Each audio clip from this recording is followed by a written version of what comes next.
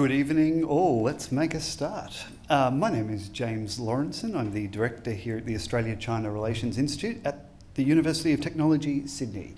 Before we begin the proceedings this evening, on behalf of all those present, I'd like to welcome you all here tonight and to acknowledge the Gadigal people of the Eora Nation, upon whose ancestral lands the beautiful UTS City campus stands. I'd like to pay my respects and our respects to their elders, both past and present, acknowledging them as the traditional custodians of knowledge for this land. Welcome to all our members tonight, joining us both online and in the room this evening. Tonight's event is going to be a special one. I already have one regret though. I've only booked our speaker tonight for 1 hour. When I was going through the questions tonight, I wish I had booked him for 2 hours, but we'll do our best. Look, let's just get straight into it. To kick things off tonight, I would like to now invite Mr. Ian Watt, the Deputy Vice-Chancellor International of the University of Technology Sydney, to welcome our guest tonight. Thank you very much, James. Tonight, it's our pleasure to welcome the Honourable Kevin Hogan, MP, to UTS and to the Australia-China Relations Institute. Mr. Hogan's been the member for Page in northern New South Wales since 2013. It says 2103 in my notes, but I'm sure that's not right. Most importantly, for our discussion tonight, Mr. Hogan currently serves as the Shadow Minister for Trade and Tourism. Given we're somewhere around 12 months out from the next federal election, it's a good time for us to get a perspective from the coalition on the economic relationship between Australia and our largest trading partner, China. It's a relationship that's always been complex and probably is even more so than it's ever been. On the one hand, total trade values continue to increase. In fact, last year, Australia exported $204 billion worth of trade goods and another at least $10 billion worth of services in education and tourism to China. Our second largest export market, Japan, when you add it all up, it's less than half of what we send to China. But on the other hand, there were more goods and more investment proposals and more student visas that are experiencing disruption, blockages than ever before. So tonight we're going to learn how the coalition sees the balance of risks and opportunities from economic engagement with China, and hopefully how those risks might best be mitigated, and through both a short presentation from the Shadow Minister, followed by a discussion with James, where he'll go through some questions that have been prepared from input from all of you. So, Mr. Hogan, thank you again for coming. I'd like you now to welcome you to the lectern to deliver some opening remarks before you then move into your conversation with James.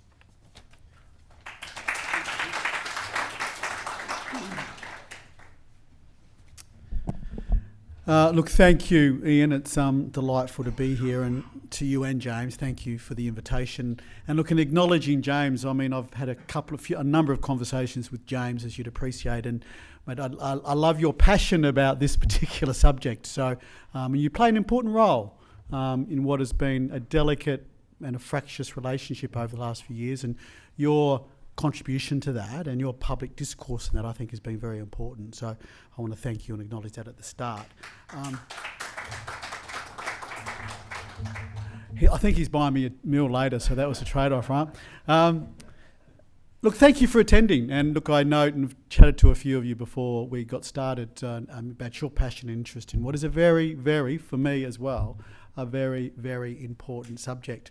Before I go into our specific relationship of Australia-China, I want to tell you, and some of you may have heard these figures before, about an economic miracle that's happened across the world in the last 20 years. And that miracle is that global trade measured in US dollars has gone from 6 trillion, actually was it 6 trillion? 3.5 trillion US dollars 20 years ago to over 30 trillion US dollars in the last stats. So you can see the enormous growth in world trade over that 20-year period. And what is interesting is what's happened at the same time is global poverty as measured as a percentage of the total population of the globe, has gone from 30% to 10%. So over 1 billion people have come out of global poverty over the last 20 years. Hundreds of millions of those are within China. So that itself is an economic miracle for both China and the world. And I think I always say to social welfare advocates that if you want people's lives to improve and you want people to be more prosperous, you should all be avid trade advocates. I don't always get an agreeing stare from them, but I go through those stats. The best thing that's happened for global poverty, I think in the history of the world almost, has been the trade ballooning in the last 20 years. Now, as we know, China has been a large player in that, and as I say, China itself has been an economic miracle, and I think both the Chinese people and the Chinese government need to be congratulated for that. That hasn't happened by accident.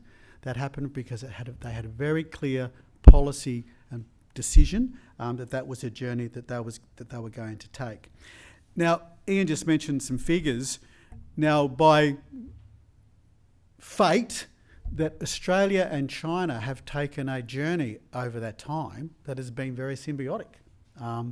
And the figures today, as Ian just said, the figures for 2023 that are actually out today from the ABS, $214 billion of exports of goods and services from Australia to China, more than our next 5 added up together, and they include places like Japan and the US, South Korea, and those together add up to be the same size as our exports to China. So this has been a journey that we have been taking together because of the complementary parts of our economies. I mean, we know, and I constantly remind people that Australia's biggest exports are coal, iron ore, gas, agriculture, and of course foreign students and education. And I was speaking to Ian earlier. I think as a separate, I'll just take a little tangent for a second, as I think that we need to tell the story about it domestically to the Australian market and how important foreign students are to our economy, how important they are to the university sector, because I really don't think a lot of Australians understand those numbers and the important part they play. So the relationship, I've been in Parliament since 2013, so I've seen some very high times in the relationship. Andrew Robert is a friend of mine. I knew Andrew when he was Trade Minister, and what a great job he did, and Andrew negotiated CHAFTA. We had the President Xi Jinping. I was in the Parliament in 2014 when he addressed our Parliament, which is very unusual that a foreign leader does that. And they were high times, and they were exciting times, and we were all obviously very excited about the free trade agreement. And look, just a little plug here. I'm sure a lot of you may follow domestic politics quite closely, and you might watch programs like Nemesis, which are into the drama of politics and into who was stabbing who in the back and all the drama behind leaderships and stuff. Well, what never comes out of those shows, and it's a shame, but what should have been in every show when it talks about the coalition government from 2013 to 2022 was our achievements in trade. Because when we came into government in 2013, about 25%, James could probably correct me on some of this stuff. I feel nervous talking in front of James with statistics, but I'd say I've got a stat in my notes that says 25% of our goods and services in 2013 covered by a free trade agreement was about 25%. By the time we left, remember the last 2 deals we did, CHAFTA was in the middle, but the last 2 we did were the UK free trade agreement, and we did the preliminary agreement we did with India. So by that stage, it had gone to 80. So that's an enormous growth of trade agreements that happened. And right now is still those agreements, I believe, and the exports that we're good at, and I don't have any shame in what we're good at. I mean, if we're a quarry, if we're making money out of being a quarry, I'm okay with that. You want diversification, but I'm not ashamed of that. I don't think we should be ashamed of that. It's a complementary thing that we do. And our export markets right now are driving Australia's economic performance through royalties and funding, government services like you wouldn't believe, and that's all our exports industries, higher paying jobs in export industries, etc. So they were the high times, and with CHAFTA and the President talking to Australian Parliament, you'd say, what could go wrong? Well, a few things did. And look, I think we need to acknowledge that, and we need to own that. And I always start this. I have great fondness, by the way, for the current Chinese ambassador to Australia, and I was almost it's not a joking matter, but we were having a conversation about relationships. And look, personal relationships, your personal relationship with your closest and dearest is never, there's always the bumpy rides relationships, business to business relationships are bumpy. The courts are full of business to business relationships that have gone sour. The family court indeed is full of personal relationships that have had rough times. So I don't think we should shy away from it. I don't think it's something that we even really, we don't ever want it to affect the relationship and it damages it permanently, but I don't think, we should be surprised, and I don't think we should shy away from the fact that even though we have a great trading relationship, even though we have great respect for each other, and we should always do things civilly, that we're going to bump each other or rub each other occasionally in the wrong way. And I think that is fine. I think, again, like with personal relationships, like with business relationships, the important thing is how do we do that with each other? And I think it starts with, one, we're going to have to agree to disagree on certain things. And I think that's okay. We have a different cultural background. We have different values in different areas, and I think that has to be acknowledged. And I think sometimes behind closed doors, I always say to my colleagues, don't have a problem if you have a problem with the Chinese government or any other government around the world. Do it behind closed doors. We do not need megaphone diplomacy. So I think that's one rule that we need to keep as best we can as a mode of operation. Look, I'm not going to go into, I could, but I won't. I mean, I could go into how we are rubbing each other up the wrong way, but I think, we are aware of how we do that. And look, I did, for what it's worth, I did a cybersecurity briefing, 3 or 4 day cybersecurity briefing last year, and we are rubbing each other up the long way, and we're doing things that are going to upset each other. Okay, certainly as an Australian government perspective and Australian politician perspective, I see things and go, that's sort of not okay. And we need to talk about that openly, I think, with each other, and try and for the relationship to always get better. But what I come back to, and I'm almost going to finish on this note, is has it been better for our relationship, which is going to have ups and downs, has it been better for us as a country, China and Australia, has it been better for us that we've been trading in such great numbers when the relationship has been under strain or not? Now, I say this to all of my colleagues. It is better, the fact that we have had people-to-people and business-to-business trading relationships going on, and we've been close with China in an economic complementary way when the relationship has thawed a bit, but when things were really tight, it was better that we were trading than if we were not trading. It's given us a common interest and a common respect that we need each other, that we're good for each other in that level, and I think that's a very positive thing. So I certainly will always be pointing to the fact that we need to promote, sell the positive about our relationship and our complementary economies, respect the fact that we're not always going to agree, and sometimes that will be uncomfortable, but with my colleagues, and as long as I'm Shadow Trade Minister, and I hope to be Trade Minister one day, I will always be pushing to maintain that relationship, the tightness of that relationship, the importance of that relationship, because that will help us complementarily deal with other issues and disagreements we may have. So, James, I'm happy to tie it up there, mate, if you want, and just go to Q&A. Thank you.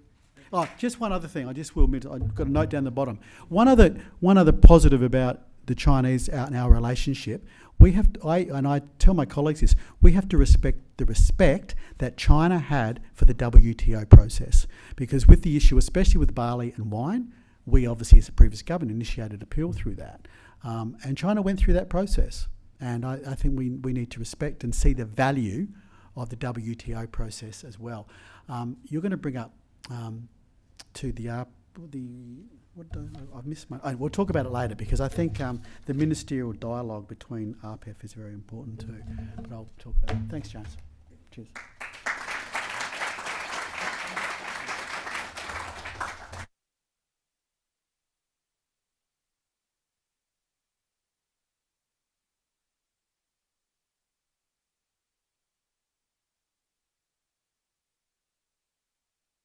comments that we were better off during that period when there were challenges by having those people-to-people ties and those strong trading ties. I think 95% of the audience would have been delighted to hear that.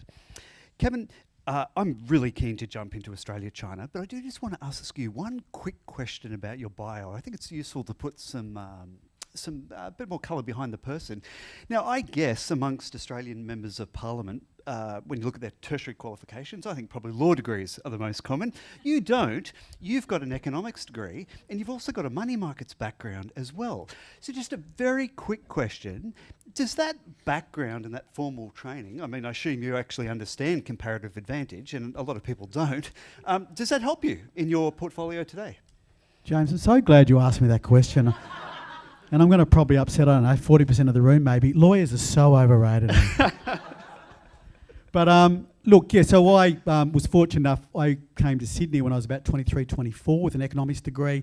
It was when the financial markets were being deregulated. So, you know, we'd floated the dollar, we were lowering tariffs, the banking sector was being deregulated. So I had a great time, great fun and a lot of money trading bonds and other indices and exchange traded things around the world. So it gave me a good insight into the world economic system. I worked for an official, what we called official money market dealer, which dealt with the Reserve Bank every day, taking money in and out of the system. So I could talk to you all night about fiat currencies and fractional reserve banking, but we won't. Okay, well, I think it is useful, I think, to have a trade minister with that formal training behind them. It'll certainly help with the job. Look, let's jump into Australia-China. Kevin, I'd like to begin with a couple questions around the trade disruptions that we've experienced. I mean, it's better we just air this and get everything on the table. The first question I'd like to ask you is how you saw, or how supportive or not, were you of the way that the Labor Albanese government handled some of those disruptions? Let me focus on barley and wine, which were the goods that were hit that China put in place a massive anti-dumping tariff on Australian barley and wine, essentially wiping out the trade. Now, you know what happened. Let me just brief our audience just to make sure we're all clear on this. For barley, for example, on the 15th of March last year, the World Trade Organization circulated its final ruling to both parties, Australia and China, but did not release the ruling publicly. Now, a few weeks later, the two sides, Beijing and Canberra, announced that they had struck a deal whereby Australia agreed to suspend the WTO case, and China said, we're going to go away and do an expedited review. A few months later, the tariffs are off. Now, when those tariffs came off, I remember you and your colleague Simon Birmingham, the Shadow Foreign Minister, you issued a press release, and you said you were supportive of the government's willingness to suspend those tariffs. Now, not all of your coalition colleagues are supportive. I think in particular of Senator James Patterson, for example, the Shadow Minister for Home Affairs. He thinks that the government should have insisted that Beijing face a public ruling against it by the WTO. So why were you and Senator Birmingham of the mind that that was something to support? Well, as Shadow Trader, I want to be a practical person. So this isn't about scoring points. This isn't about going through an international organisation and winning a court case. This is about getting a practical outcome for our exporters. And I thought if we, and you know, I chatted with the minister about this at the time and said I would wholeheartedly support him if he did that, because I felt that it would be quicker. Right. So if we had gone through the WTO process and won it, as you well know, China could well have appealed that process, and it would have been a 2-year appeal process, which would have just dragged on and on and on. I mean, obviously the goodwill from China was that we'll do this, it'll take us 4 months, but I think it'll be okay, was quicker for our exporters. So I thought it was a very easy decision to support the government in. Okay, so pragmatism at the top of the list. Now look, not all of the trade restrictions have been removed. We've still got restrictions affecting rock lobster and some meat processing facilities. Just last week, I saw you issued another statement where you called on the government to, let me get the quote right, to quote, the government must ensure China removes all trade bans, close quote. So that leads me to ask, if you were the trade minister, what would you be doing differently that Senator Farrell is not currently doing? What areas is he falling short in your view? Well, I put that out actually because Don told me last year that it was all going to be over by Christmas, that all the trade bans were going to be lifted. And look, you know, I'm happy to say this publicly. I work in a very trade and tourism, if there's a portfolio that's, a bipartisan portfolio, it's trade and tourism. And I know, so, we're sort of in this for Australia's benefit. But look, part of it was that. Don was very optimistic that would be all done by Christmas. He obviously felt that, he had some feedback or some information loop that would meant that. So, I think just to maintain the pressure that this happens is a good thing to do. Right. So I just an anecdote too, one of those abattoirs that is banned is in my electorate. The biggest employer in my electorate, and they're banned, I think, for not a valid reason. Okay, so holding the government to account. That was something the Trade Minister said. It hasn't happened, so let's hold them to account. Fair enough. Look, I'd like to now move into a couple questions relating to managing the risks associated with Australia's trade exposure to China. I remember at the end of 2022, we were down to about 29% of Australia's exports going to China, but we're now back up. Latest numbers I looked up, back up to 36%.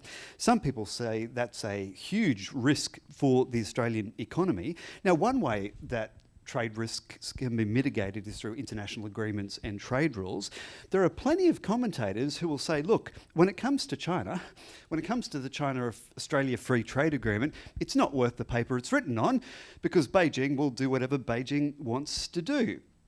And certainly you've been clear in your view that China hasn't been living up to its CHAFTA obligations and its WTO obligations. So what would be your response to that? Do you still see value in CHAFTA and the World Trade Organization when it comes to China? Or has China really damaged your confidence over the last few years by its behaviour? Oh, look, I think CHAFTA and the World Trade Organization are crucial, and I think they're both good things. They're not perfect. The WTO process is certainly not perfect, and there's been a lot of damage being done to the WTO, especially the dispute resolution process over the past few years, including mainly from the US. But look, back to your first point about, I think diversification is good. I think spreading your risk. Any business tries not to have a customer that's too important, because if that customer falls over, your business goes broke. So I think that's important to look at as a countrywide basis.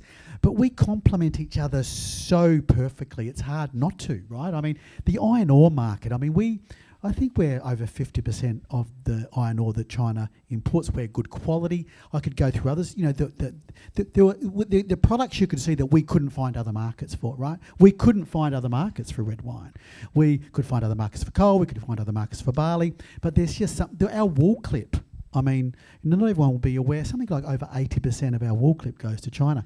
Now that's because China, because of the great job it's done in the last 20 years, has become a processing powerhouse. Now, what I think may happen, and I don't think it's necessarily bad for China or us, I think there's going to be a lot of risk spread around, and there'll be money now invested. Some companies will invest in processing of certain things in other countries as well, just to spread the supply chain risk. And I don't think that's unhealthy, but I think we'll always complement each other. Gee, I've got to say, it's good to be speaking to a shadow trade minister who understands the facts and the economic realities, because some people do imagine that why are we selling 80% of our iron ore exports when we could be selling them to some other market that I've never heard of before. Ditto, actually, I just had a piece in The Australian just yesterday looking at our lithium trade, for example. About 95% of Australia's lithium goes to China. There's a lot of excitement that we might start selling more lithium to our geopolitical mates, the United States and Japan. But the problem is collectively all our strategic partners only imported $1.1 billion worth of lithium last year. China imported nearly $14 billion. So it's no surprise that our markets are where they are. All right. Another one on just managing some of these risks.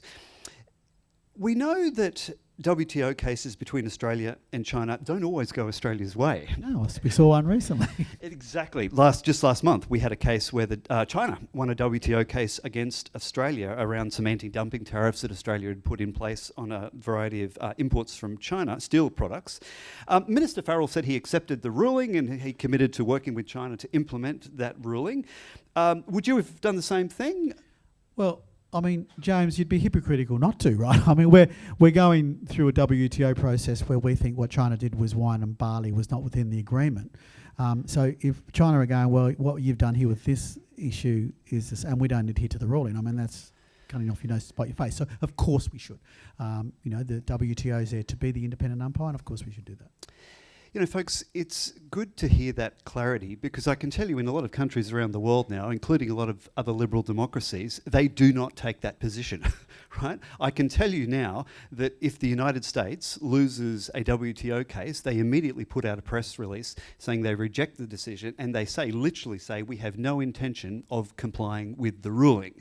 So I'm pretty relieved that in Australia we've got a trade minister and a shadow trade minister who remain committed to that WTO process. And it's not just for fuzzy reasons, right? It's because it actually delivers results, as Australia has seen over and over again. Well, and James, you'd be aware, as many people in this room would be, forming the WTO and the dispute resolution process and what they do and how countries join it, I mean, that doesn't happen overnight. A lot of thought, legal thought, processes go into that, and if you're going to abandon it, you can't just sort of say, well, we're going to be part of the WTO process, but only follow it when it comes down in our favour.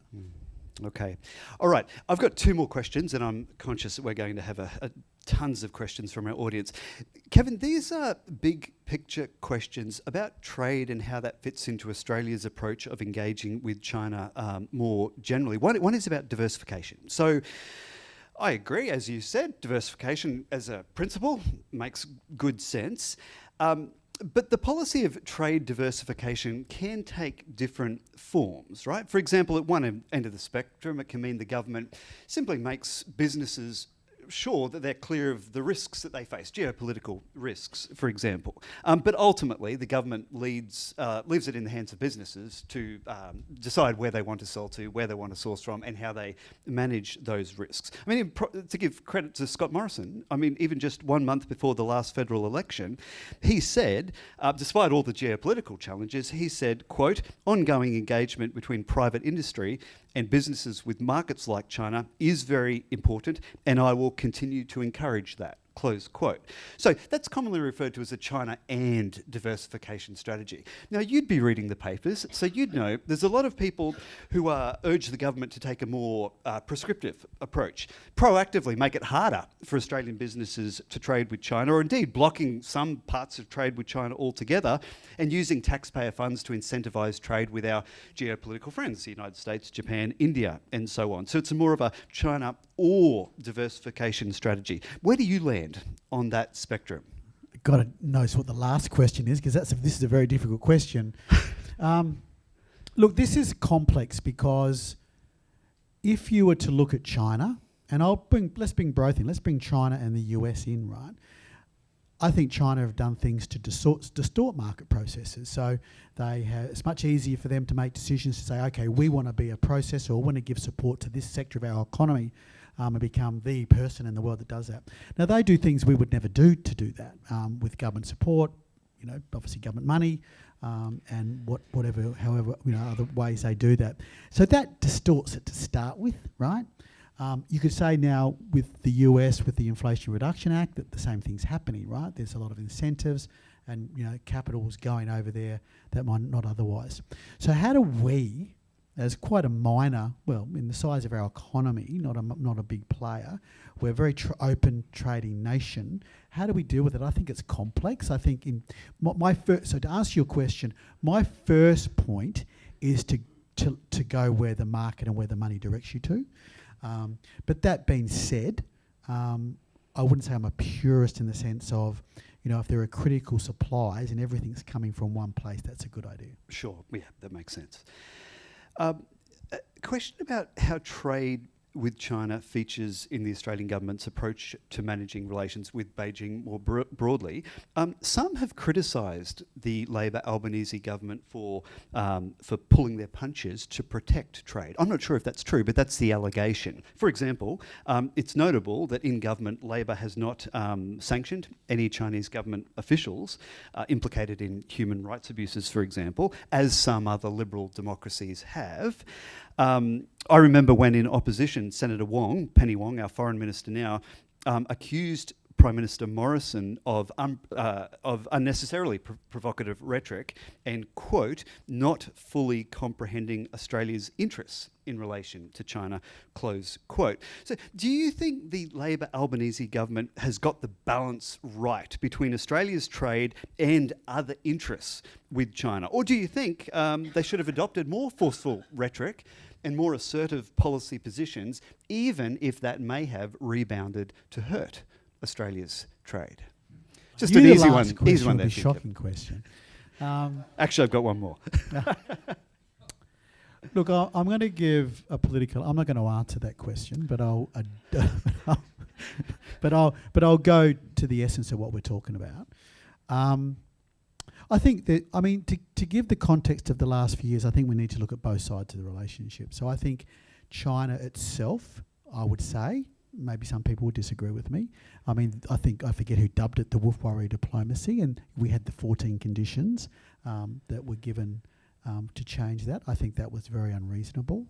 I think from their side, they've said that's not good policy. And that's helped, and the new government have obviously, I think the new government gave the Chinese government a good trigger point or catalyst to say, okay, we're now going to change how we do this because we can use that as our catalyst to do that. I think they probably would have done it anyway because it's in the interest of both countries for that to happen. I'm not going to go into the rabbit holes of what we should push, what we shouldn't push to jeopardise the relationship, but simply say we have a good relationship on a trading relationship. I think we should always look to foster that. But I would certainly say behind closed doors, as good friends should, or as people who have a respectful and civil relationship, we should be able to talk about everything and bluntly. Right, behind closed doors, not on the front pages. I don't think megaphone diplomacy would necessarily work. But you know, then again, if you think you need to go megaphone, you do, but not as option A. Yeah, sure. Yeah. Right, okay. I don't know if that answers your question, but... Oh, that's okay. I'm not Sarah Ferguson, so I don't have the ability to come back at you with 3 or 4 questions. I'm just a mere academic. I do actually have one final question, but don't worry. I think this one's actually easier, and given your comments tonight, I think I probably can guess how you're going to answer it. Penny Wong said last year that she sees Australia's economic engagement with China and the region as being, quote, an investment in our own security. Stability and prosperity are mutually reinforcing, close quote. A few months later, Senator Farrell gave a particularly upbeat version of this when he was in China, and he said, quote, nothing's going to do more to achieve peace in our region than strong trade relationships between Australia and China, closed quote. Now, of course, deeper trade and economic engagement doesn't prevent geopolitical conflict or even military conflict, let's be frank. But do you share that general assessment that economic interdependence with China is a positive, as a general principle, not only for Australia's prosperity, but for our security and regional stability as well? Well, it doesn't hurt, right? So it's obviously good for our benefit for both our economic prosperity and good for our relationships. We are in quite a weird situation where we have a country that we've got a great trading relationship with. We're very complementary. A lot of good things have happened.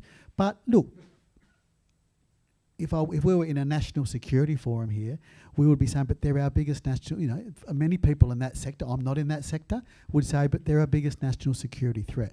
Now, some people may well say that's overstated, but some people may say it's not. But this is quite uncharted territory for us. So what I would say is the fact that we have a great trading relationship and we have those friendships at a person-to-person and business-to-business and government-to-government level. And I wanted to mention in the speech, and I forgot, I think RCEP are very important here, at that ministerial dialogue that you can have. I think trade is a very positive thing and can only help our relationship and therefore probably, as you say, improves all those things that you mentioned. Yeah, you're right. I mean, and Australia and China, that's something Australia and China, we share. I mean, we've got the free trade agreement. We're both involved in RCEP. Not all countries are, right? I think we've just had the foreign minister here. I had the pleasure of meeting him. We've had the trade minister. We've had now good good ministerial dialogue. That's important. Yep. Okay. All right, I could keep going, but let me go to the audience now. We'll start with our in-person audience, and I'm sure my colleague Corey's got a few questions from our online audience. Let's kick it off with Glenda Corporal. Glenda Corporal from the Australian. If you became Trade Minister, how would your trade policy be different to the current government, and maybe more specifically to do with China? There has been a lot of talk about all the free trade agreements that were done in the past. As you say, they cover now perhaps 80% of trade. So, I mean, what's the future of, if you became minister, what sort of trade policy would you advocate? But also, what's your view on foreign investment policy? Do you think that we need to have stricter foreign investment policy, and maybe specific areas such as James was talking about critical minerals? Would a coalition government introduce perhaps a review of foreign investment rules and looking at some specific arees? Well, look, I'll start with that one last, the last one first. Look, we have, as you well know, we have FIRB. When we were in government, you might remember, we lowered the dollar amount where FIRB would start to look at stuff. I respect the FIRB process. I think we wouldn't do anything to weaken the FIRB process. So I think we do need to look at investment and look at that. We don't want, necessarily to have, again, all your eggs in one basket, or one player having I think so. What we saw in COVID was we need as many supply chains open as you can get to make things more secure. So I certainly think the FIRB process is more important. How would our position change as a trade minister if I was trade minister? Look, I'll make my first partisan political point here. We are more naturally a free trade party than the Labor Party. I mean, the union movement, as you know, do not like trade. There'll be a lot of senior union officials are very anti-trade. They don't like the what is it called? This dispute resolution. What do you call that? Yeah. So that the investor state dispute resolution process. They don't like that. We would be much. I'd go a bit back to Europe to try and do that. That's probably the last big one we need to do. This government, Don in some ways was good timing for Don to take over as trade minister. China, I think, were looking to thaw the relationship, so they've had that ride. But look, we're very pro-free trade and would continue to be so.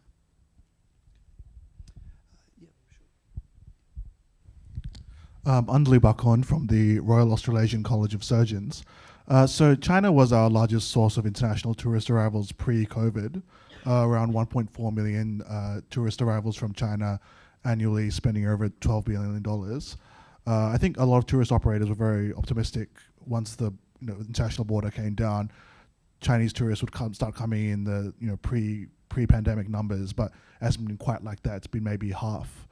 I guess my question is twofold. Firstly, how optimistic are you that Chinese tourist arrivals will come back to the pre-COVID norm?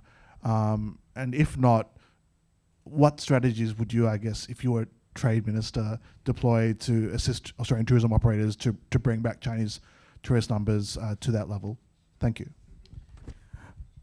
Yeah, look, and I note that I think there's some tourism numbers out quite recently, and I think China's again back now as our number one tourist people. Look, I think we also, out of everything, I try and look at the positives of something, right? So, and I think what's happened too, and the wine industry is getting a bit of a reality on this as well. China itself isn't what China was 4 or 5 years ago either. They have their own challenges. I don't think the wine market is going to get back to where it was for a long time, if ever. And I think the tourism market may be as well. So I think, Tourism Australia, as you would know, is the federal government arm that we look at our tourism strategies. They're pushing hard to get, planes and the routes and the slots into Australia from China. I mean, obviously we work that hard. They're an important market. They will continue to be, but there's so many challenges. I note on the student numbers, if I remember correctly, I think in aggregate, the number of Chinese students applying to study in Australia is actually back up to pre-COVID levels, although there's a lot of variety across the sector. So yeah, China has been one of the more resilient markets. Can I make a comment on I did at the start, but just say it again. The foreign student market is so important, and we know why it's important economically. We know that it was our second biggest export, I think, at one stage. We know basically it funds a lot of our research. It almost cross-subsidises some of our domestic students' fees. But the intangibles of that are so crucial for the relationships and the friendships and what that does. And I don't think the Australian public know that, and I don't think they're aware of that. And it's something that I'm actually talking to the sector about, that you need to get that message out there, because I think there's pressure on it, because there is this now perception that as we do have issues with housing and rentals, that we need to stop people coming into the country to catch up. And I think, so there's a lot of pressure on it. In terms of how the Australian public view China, can I just give a quick plug to my colleague over there, Eleanor Collinson. She runs the annual UTS ACRI, and we do it in collaboration with the UTS Business School, an annual poll of Australian public opinion on the China relationship. Now, Eleanor, I think that's coming out within the next month. We should have the new one out. So, and that'll have some data on how Australians view things like international tourists and students as well. Okay, any other questions? Yeah, I'll just go over there. Yep. Hi, Kevin. My name is Dr. Gary Willinge. I'm on the advisory board of ACRI. Firstly, I want to say I'm very, very happy with what you said tonight. It's very, very in line with what I believe is the right thing for Australia, and it's great sort of policy thinking. On my mind is the whole issue of R&D, innovation, trading, thought leadership. Of course, there are national security law sort of issues on sort of both sides of the ocean. How do you see that evolving? Because I see this as a major opportunity and a major lever in terms of prosperity, basically. Can you just, I think I know what you're talking about, but can you give me a practical example of like what you're saying? Yes, I'm just looking at all, for example, all of the AI and EV and all of this kind of development which is going on in China, and we are, of course, extremely interested in that, and we're also moving in that direction. But there are many, many, many areas, and of course the foreign students and our own students participate in all of that in terms of research. But I think I'm just interested just to see how you're thinking about how do we sort of match our aspirations in the innovation and the R&D area. Well, to go back to what I mentioned a little bit earlier too, when I was talking about China with their subsidies and how they would encourage investment in an industry, and now we've got the US obviously with the IRA Act.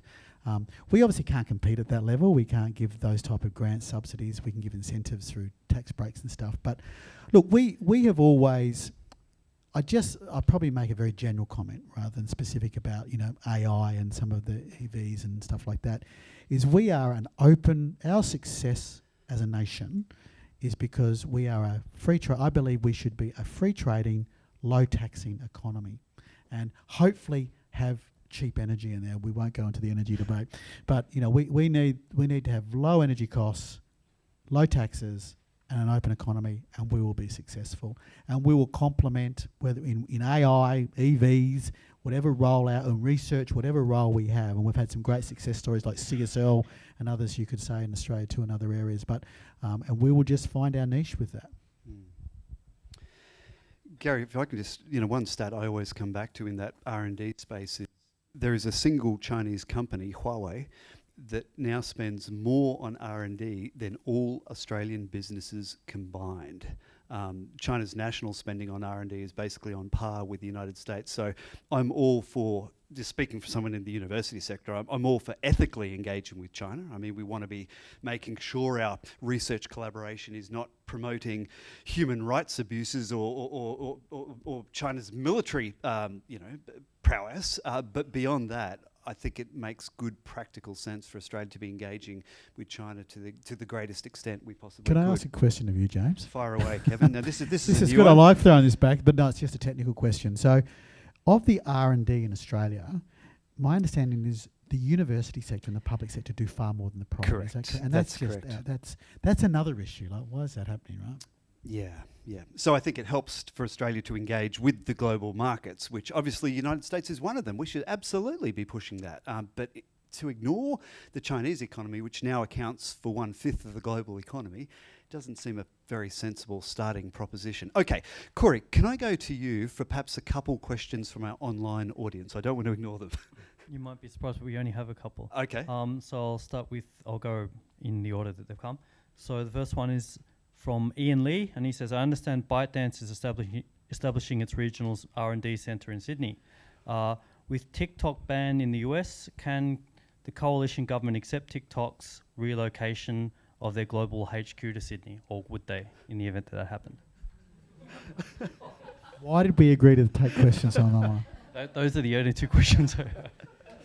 Again, I'm going to be a good politician here and not answer that question directly. Look, I think you understand where I come from as a philosophy with trade and the importance that is to relationship. Going into specific issues like TikTok, I do not believe, as a shadow trade minister, I am not aware of the full briefings, of the national security briefings that the government would get, and don't have those and get those. So I'm going to pass on that. Would you happily drive a Chinese BYD electric vehicle, Kevin? Where I live, never. And Wouldn't that's give you any the electric range, right? vehicle because of the recharging infrastructure isn't there. In fact, I was talking about it with I got very appropriate question. I just got driven. A guy drove me from my home to Ballina Airport today. It's a 30-minute drive. He had an EV vehicle and is selling it because of lack of infrastructure and the fact he has to recharge constantly during the day and it doesn't work. So not yet. Right. So that's not a China-specific criticism. It's a criticism of EVs in general. Right. Corey, can we have the second one, and then we'll come back to our audience. Let's can't quite make out the second one, but I'll give it a try. It mentions the G5 here and more significant to China and Bali to Australia. What is it trying to get to? Do you want to just look at that for a bit longer? I think Corey? what it says is that the G5 is more of an issue than China in itself, but I'm not sure. Okay, we might just. Let's come back to our audience. Any questions here? Yes, please. Hi, Kevin. I'm Victoria from SS Group China. SS Group China has been working with Chinese investments in Australia since 2010. So my question is about foreign FDI. I'd like to know what's the coalition's view on Chinese investment in Australia today, and any plan to win back their confidence in investing in Australia or expanding in Australia. Thank you. Well, just generally speaking, I mean, Australia since colonisation, since 1780, has been a net importer of capital for investment and for development. So we would encourage that and accept that. I think if I was to pick out one that is more controversial at the moment or more political, is obviously foreign direct investment in real estate and obviously residential real estate. Look, I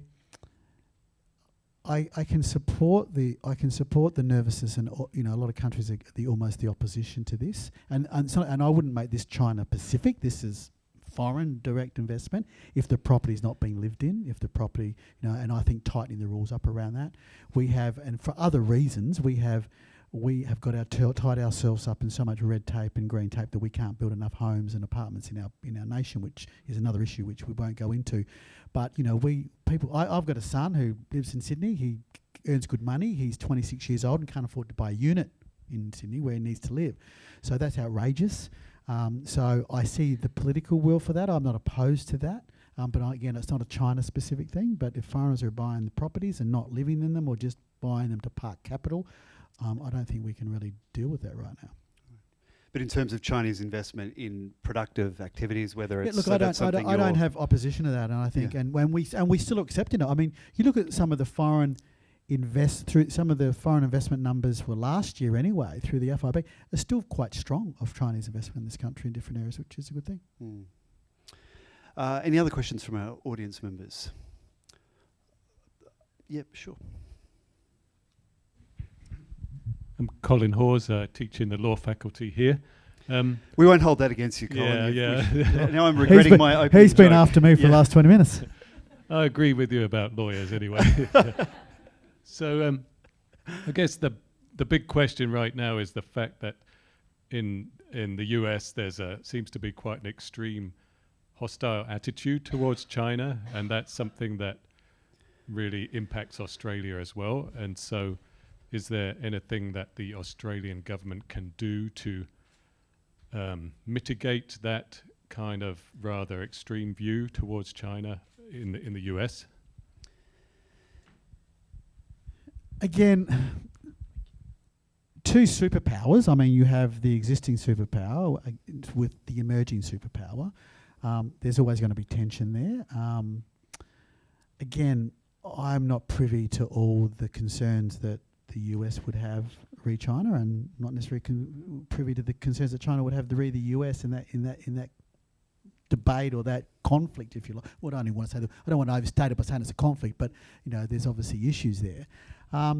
Look, I think we're in a unique geographical position where we are as well with this issue. But look, I just would make the point again that two superpowers like that. I mean, well, let me put it this way. It was interesting, and maybe it would be different now. When we lost some of our trading markets, guess who moved into it? The US. So, there's still a walk in this talk, right? So, but look, there are real tensions there. But I'd just go back to countries need to look at what's working, where they see common ground, and try and have those conversations bluntly. I mean, there's going to be issues that they're going to vehemently disagree on, and they need to, and they have to have real blunt conversations about it. Colin just can't resist jumping in there. I've actually been quite impressed by Australian politicians when they speak up on trade issues. Because I remember when Simon Birmingham was the trade minister, and when President Trump put in place his Trump tariffs, Simon Birmingham was all over Australian media making it very clear that we did not support those unilateral tariffs that the US was putting in place on Chinese exports to the US outside the World Trade Organization. And Don Farrell more recently, I remember when the Biden administration put in place a whole bunch of export controls targeting China, Don Farrell called them draconian. So that says to me that at least in the trade space, Australian politicians have a bipartisan, bit of quite a decent track record of speaking up, not just to China, but to the United States as well. Yeah, sure, we'll go over here. Hi, my name is Hawk. Just firstly congratulate you on the positive messages that you're giving out. But just an observation, from the last Morrison government to now, you have moved so much. Can you explain how that happened, and what was that about? Do you mean in terms of rhetoric China, or the rhetoric right. in terms of our position versus trade, and the whole climate has changed so much. Should we congratulate the Labour Party for that, or is this something that it's more? I've got to be careful. I'm on record here. but look, I would say also, like, I hear what you're saying. I mean, to go back and look at what the previous government said, I would say that there was, it was said with some justification. I mean, no one wanted the relationship, I don't think, to deteriorate the way it did. And I've had this conversation with some Chinese officials, and I think, with all due respect to that, China has seen that, look, this wasn't in anyone's interest, and as I mentioned earlier, the wolf warrior diplomacy, the 14 conditions, they've gone. And I think there's more goodwill on both sides, which is good. So in your view, the coalition over the last, while it's been in opposition, it's thinking about China. Has that evolved? Because I remember after the last federal election, the coalition did a review of its election performance, and there was some concerns, particularly amongst Chinese Australians, for example, that the coalition, traditionally that's been quite a block of support for the coalition, but they lost that at the last election. Is Peter Dutton very conscious of what he says about China and Chinese Australians these days? Oh, look, and always has been. And look, Right, this issue has never been about Chinese Australians. Sure. I mean, this issue has never been about Chinese people anywhere, including in China. This was always about certain decisions by the government of China that we had an issue with. Yeah. And that should be able to be said. Yep. And again, respectfully and civilly. So, and I think that should always be able to be said. Okay, thank you. Look, I think we've probably just got time for one final quick question. Do we have a hand up for that, or I can actually wrap things up? No? Yep, sure. Hi, Mr. Shadow Minister. My name is Jeff. I'm here in my private capacity. I'm glad you brought up that there was there's still one network called arbitrage that under current China ban-in electorate, referring to Northern Co-op meat coal. And so as I understand, there are currently 8 more networks, such as Northern Coal. And what can you do to help?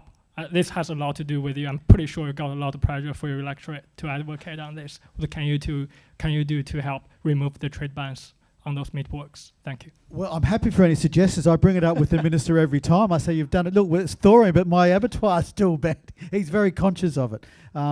But, you know, look, I'm obviously very aware of that.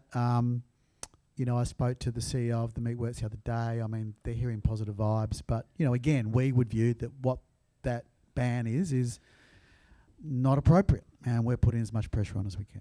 Yeah, and look, and we expect a visit from the Chinese Premier Li Chang within the next 2 months. I think it would be madness if all of those trade restrictions were not removed by June. So that's my view anyway. Okay, can I now invite my colleague, Deputy Director Professor Wan Ning Sun, to offer a vote of thanks to Shadow Minister Hogan tonight. Thanks, James. And yes, thank you so much, Kevin, for taking the time to come to UTS to speak to our ACRI forum. I'm myself an anthropologist and sociologist, so I absolutely know anything. I don't know anything about trade. But I think by the end of the evening, I've heard enough from you and your conversation with James that to be convinced that you would be the best person in your party to be the to take up the pollution portfolio for the trade. So that's judging by the responses from the audience, I think that many of them share the same view. And it's so good to see that the coalition taking the Australian-China relationship seriously, and economic relationships especially. So thank you very much, Kevin, for coming. And to the members of the audience, also thank you so much for coming in on such a sort of cold day, and especially to the members of the public who take a special interest in Australian-China relationships. Just as some of you said, just out of curiosity, just to find out what the hell is going on in this China-Australia space.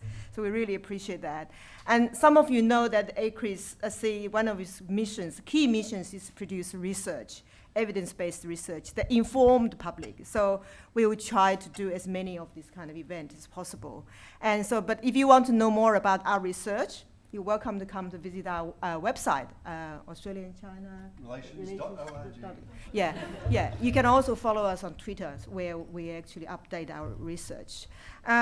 So yeah, and if you have some feedback and suggestions about how we can run our events and what sort of topics you want us to discuss in the future, do please let us know.